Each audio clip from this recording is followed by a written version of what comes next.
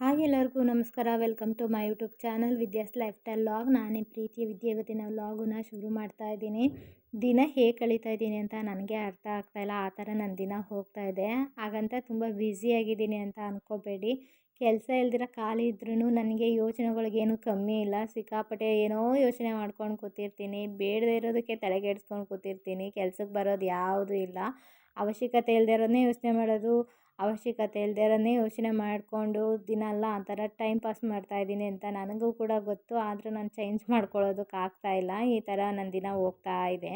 ಇಂಥದ್ರಲ್ಲಿ ನಾನು ನಿನ್ನೆ ಮಂಗಳವಾರ ತಾನೇ ಅಂದ್ಕೊಂಡೆ ಇದನ್ನೆಲ್ಲ ಬಿಟ್ಬಿಟ್ಟು ಚೆನ್ನಾಗಿ ನಾನು ಮನೆಯೆಲ್ಲ ಕ್ಲೀನ್ ಮಾಡಿ ಗುರುವಾರ ಪೂಜೆ ಮಾಡಬೇಕು ಅಂತ ಅಂದ್ಕೊಂಡಿದ್ದೆ. ಏನಂದರೆ ಮನಸ್ಸಿದ್ದಾಗ ಪೂಜೆ ಮಾಡ್ತೀನಿ, ಮನಸ್ಸೇ ಇಲ್ಲ ಅಂದರೆ ಏನು ಪೂಜೆ ಮಾಡಲಿ ಅಲ್ವಾ.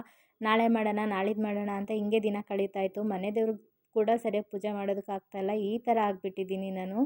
ಎಲ್ಲ ಬಿಟ್ಟು ಇವತ್ತು ಪೂಜೆ ಮಾಡಬೇಕು, ಮನೆ ಕ್ಲೀನ್ ಮಾಡಬೇಕು ಅಂತ ಇಂದೂ ದಿನ ಅಂದ್ಕೊಂಡೆ. ಇವತ್ತು ಬುಧವಾರ ಮತ್ತು ಅದೇ ಕೆಲಸ ಮಾಡಿದೆ.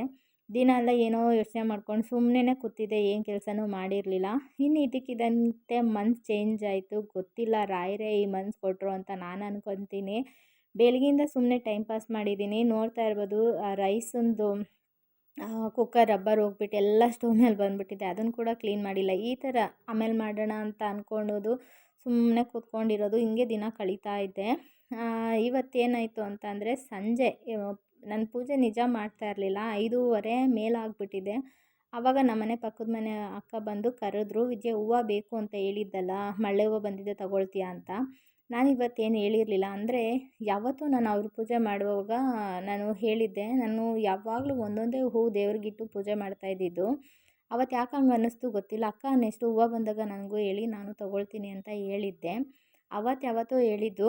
ಅವ್ರು ಇವತ್ತು ಬಂದು ಕರೆದಿದ್ದಾರೆ. ಅದು ಏನು ಗೊತ್ತಾ, ಅವರು ಹೂವು ತೊಗೊಂಡಿಲ್ಲ. ಅವ್ರ ಮನೇಲಿ ಹೂವು ಇತ್ತಂತೆ. ನನಗೆ ಮಾತ್ರ ಹೇಳಿದ್ದಾರೆ ಹೂ ತಗೋ ವಿದ್ಯಾ ಅಂತ. ಅದು ಒಂಥರ ಮಿರಾಕಲ್ ಅನ್ನಿಸ್ತು ನನಗೆ.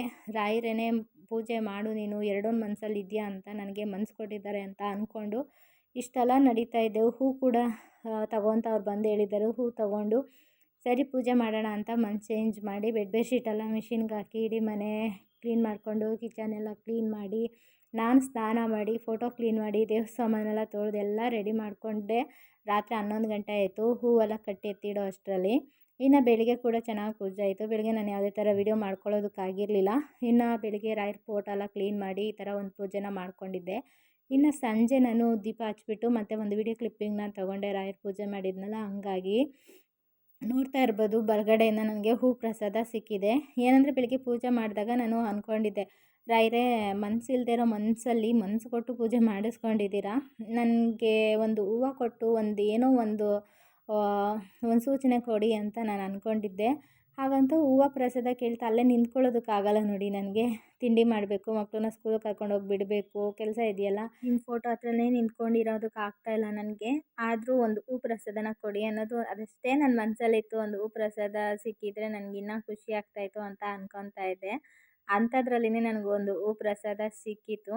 ಇನ್ನು ಸಂಜೆ ನಾನು ಸಾಂಬಾರು ಮಾಡೋದಕ್ಕೆ ರೆಡಿ ಮಾಡ್ತಾಯಿದ್ದೀನಿ. ಇದೊಂಥರ ಸಾಂಬಾರು ನೋಡಿದೆ ನನ್ನ ಫ್ರೆಂಡ್ ಮನೇಲಿ ತಿಂದು ನಂಗೆ ತುಂಬ ಇಷ್ಟ ಆಯಿತು. ಅದಕ್ಕೆ ನಾನು ಟ್ರೈ ಮಾಡ್ತಾಯಿದ್ದೀನಿ.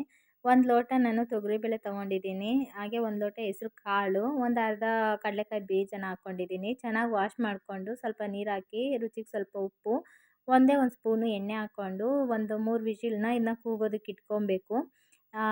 ರಾಯರ ಬಗ್ಗೆ ಹೇಳ್ಬೇಕಂತ ಅಂದರೆ ನನ್ನ ಕೆಲಸ ಎಲ್ಲ ಮಾಡಿಕೊಂಡು ಒಂದು 9:30 10 ಗಂಟೆ ಹತ್ತತ್ರ ನಾನು ಫೋಟೋ ನೋಡಿದಾಗ ನನಗೆ ಬಲಗಡೆಯಿಂದ ಹೂ ಪ್ರಸಾದ ಬಿದ್ದಿತ್ತು. ಏನು ಗೊತ್ತಾ, ನಾನು ಫೋಟೋದಲ್ಲಿ ಯಾವುದೇ ಥರ ಮಳೆ ಇಲ್ಲ, ಜಸ್ಟ್ ಹಂಗೆ ರೋಸವ್ವ ಇಟ್ಟಿದ್ದೆ. ಎಷ್ಟು ನಾನು ಬೆಳಗ್ಗೆ ಒಂದು 6:30 ಪೂಜೆ ಮಾಡಿದ್ದು, ಎಷ್ಟೊತ್ತಾದರೂ ಹೂ ಬಿದ್ದೇ ಇರಲಿಲ್ಲ ಗೊತ್ತಾ. ಹಂಗೆ ಇತ್ತು. ನಾನು ಅಂದ್ಕೊಂಡೆ ರಾಯರು ಇದ್ದಾರೆ, ರಾಯರು ಹೂನ ಹಿಡಿದು ಇಟ್ಕೊಂಡಿದ್ದಾರೆ, ಅದಕ್ಕೆ ಹೂ ಬರ್ತಾಯಿಲ್ಲ ಅಂತಲೇ, ನಾನು ಹೂ ಬೀಳ್ತಾ ಇಲ್ಲ ಅಂತಲೇ ಅಂದ್ಕೊಂಡು ಸುಮ್ಮನೆ ಇದ್ದೆ. ಆಮೇಲೆ ಬಲಗಡೆಯಿಂದ ಹೂ ಬಿದ್ದಿತ್ತು. ಇನ್ನು ಸಂಜೆ ನಾನು ನೋಡಿದಾಗ ಎಡಗಡೆಯಿಂದ ಕೂಡ ಬಿದ್ದಿತ್ತು. ನಾನು ಅಂದ್ಕೊಂಡೆ ಬಲಗಡೆಯಿಂದ ಎಡಗಡೆಯಿಂದ ಹೂ ಬೀಳೋದು ಅಂತ ಅಲ್ಲ, ರಾಯರು ಹೂ ಕೊಟ್ಟಿದ್ದಾರೆ. ತಡ ಆದರೂ ಪರವಾಗಿಲ್ಲ, ನನಗೆ ತಡವಾಗಾದ್ರೂ ಪರವಾಗಿಲ್ಲ, ಹೂ ಪ್ರಸಾದ ಸಿಕ್ಕಿದೆ. ಒಂಥರ ಮನಸ್ಸಿಗೆ ಖುಷಿ ಆಯಿತು. ರಾಯರಿದ್ದಾರೆ ಅಂತ ನಂಬ್ತೀನಿ. ಪೂಜೆನ ನಾನು ಕೂಡ ಶುರು ಮಾಡಿ ಪೂಜೆನೆಲ್ಲ ಗುರುವಾರ ಮಾಡಿಕೊಂಡೆ.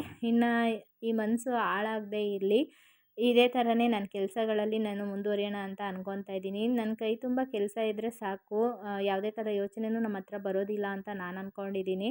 ನೋಡೋಣ. ಇನ್ನು ಸಾಂಬಾರಿಗೆ ಇಟ್ಟು ಸ್ವಲ್ಪ ಎಲ್ಲ ಬೆಡ್‌ಶೀಟ್ ಎಲ್ಲ ಚೇಂಜ್ ಮಾಡಿದ್ದೆಲ್ಲ ಅದನ್ನೆಲ್ಲನೂ ಕ್ಲೀನ್ ಮಾಡ್ಕೊಳ್ತಾ ಇದ್ದೀನಿ. ಇನ್ನು ಇವತ್ತು ಸ್ಯಾರಿ ಕೂಡ ಹಾಕ್ಕೊಂಡಿದ್ದೆ. ಈ ಒಂದು ಸ್ಯಾರಿನ ನಾನು 9th ಸ್ಟ್ಯಾಂಡರ್ಡಲ್ಲೋ 10th ಸ್ಟ್ಯಾಂಡರ್ಡಲ್ಲೋ ಗೊತ್ತಿಲ್ಲ, ಒಟ್ಟಿನಲ್ಲಿ 10th ಇರ್ಬೋದು. ಆವಾಗ ನಮ್ಮ ಅಮ್ಮನ ಕೈಲಿ ತುಂಬ ಇಷ್ಟ ಆಯಿತು ನನಗಿದು. ಆವಾಗ ತೆಗೆಸ್ಕೊಂಡಿದ್ದಿದು. ಇನ್ನೂ ಯೂಸ್ ಮಾಡ್ತಾಯಿದ್ದೀನಿ.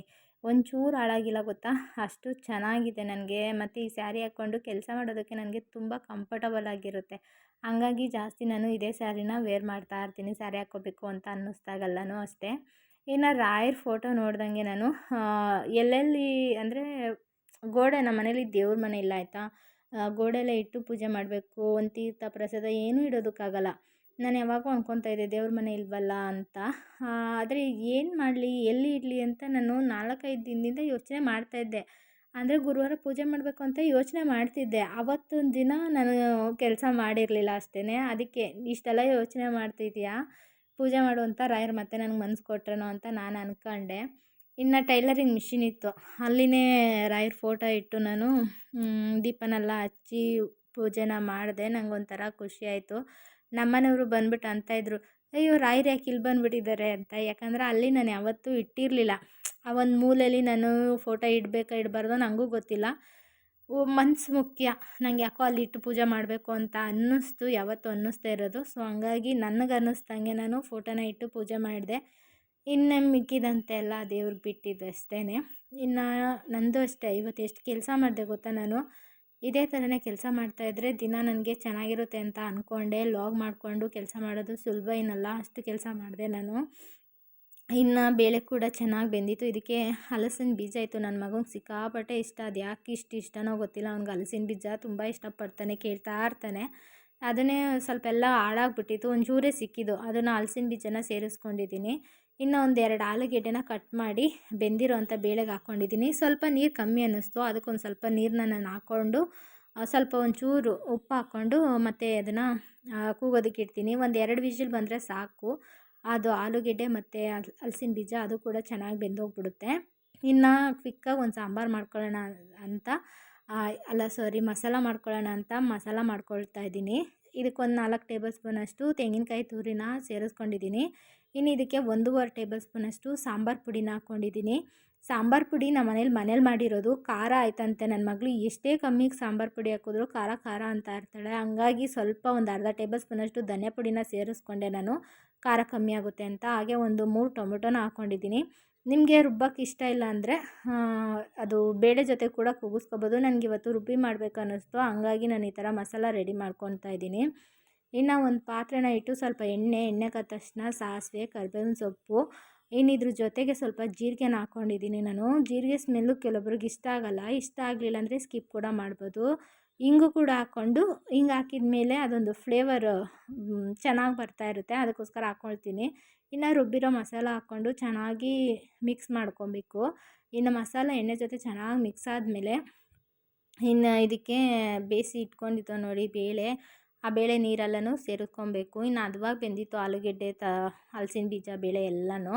ಇನ್ನು ಇದನ್ನೆಲ್ಲ ಹಾಕ್ಕೊಂಡು ಚೆನ್ನಾಗಿ ಮಿಕ್ಸ್ ಮಾಡಿಕೊಂಡು ನಮಗೆ ಎಷ್ಟು ತೆಳುಗೆ ಬೇಕೋ ಅಷ್ಟು ನೀರನ್ನ ಸೇರಿಸ್ಕೊಂಡು ನಾವು ಕುದಿಯೋದಕ್ಕೆ ಇಟ್ಕೋಬೇಕು. ಇಷ್ಟೇ. ಬೇಕಂದರೆ ಕೊತ್ತಂಬರಿ ಸೊಪ್ಪನ್ನ ನೀವು ಕಟ್ ಮಾಡಿ ಹಾಕ್ಕೋಬೋದು. ನಾನಿಲ್ಲಿ ಹಾಕ್ಕೊಳ್ಳೋದಕ್ಕೆ ಹೋಗಲಿಲ್ಲ. ಸ್ವಲ್ಪ ಉಪ್ಪು ಕಮ್ಮಿ ಅನ್ನಿಸ್ತು, ಅದಕ್ಕೆ ಉಪ್ಪು ಹಾಕ್ಕೊಂಡೆ ನಾನು. ಇನ್ನು ಕಳ್ಸೋಕೆ ಇಟ್ಟಿದ್ದಂಥ ಅಕ್ಕಿನೇ ರೈಸ್ ಮಾಡ್ಕೊತಾ ಇದ್ದೀನಿ. ಇನ್ನು ಇವತ್ತಿನ ವ್ಲಾಗ್ ಕೂಡ ಇಲ್ಲಿಗೆ ಎಂಡ್ ಮಾಡ್ತಾ ಇದ್ದೀನಿ. ಇವತ್ತಿನ ವ್ಲಾಗ್ ಏನಾದರೂ ಸ್ವಲ್ಪ ಇಷ್ಟ ಆಗಿದ್ದರೆ ಪ್ಲೀಸ್ ಒಂದು ಲೈಕ್ ಮಾಡಿ, ಶೇರ್ ಮಾಡಿ, ಚಾನಲ್ನ ಸಬ್ಸ್ಕ್ರೈಬ್ ಮಾಡಿಕೊಂಡು ಸಪೋರ್ಟ್ ಮಾಡಿ. ಹಾಗೆ ರಾಯರನ್ನ ನೀವು ನಂಬ್ತೀರಾ ಅಂತ ನನಗೆ ಕಮೆಂಟ್ ಸೆಕ್ಷನಲ್ಲಿ ಕಮೆಂಟ್ ಮಾಡಿ. ಇಲ್ಲಿವರೆಗೂ ನಿಮ್ಮ ಸಮಯ ಕೊಟ್ಟು ವಿಡಿಯೋ ನೋಡಿದ್ದಕ್ಕೆ thank you so much. Thank you for watching.